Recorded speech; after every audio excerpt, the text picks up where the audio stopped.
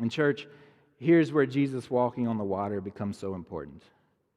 Jesus could have chosen any number of methods at his disposal to reach the disciples in the middle of that lake.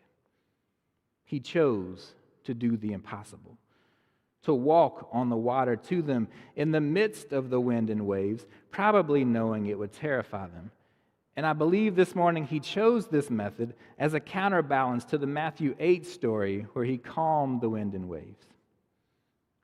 If Matthew 8 showed the disciples that Jesus has the power to do the impossible by calming the storms, both literal and figurative storms in our lives, Matthew 14 showed them that Jesus is also perfectly comfortable doing the impossible by calmly standing firm as our rock in the very midst of those storms.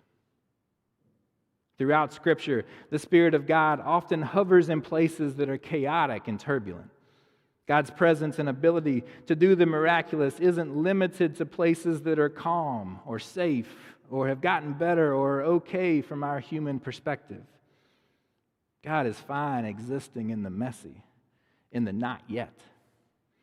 Matthew 14 was a call to the disciples and to us today to take hope in the fact that Jesus is already standing in the turbulence of our lives and oftentimes willingly calls us out to him to walk with him there.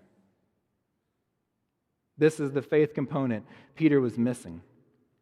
Whether Peter sank because he was seeing the wind and waves from a new perspective for the first time, or because he believed an incomplete gospel about what being in the presence of Jesus entailed, he was lacking the knowledge that sometimes Jesus was going to call him out to do the impossible while the wind kept blowing and the waves kept rolling.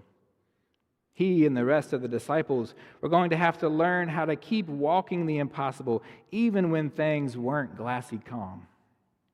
They were going to need to be equipped with a faith, with a gospel, with a good news that holds up in every season and circumstance.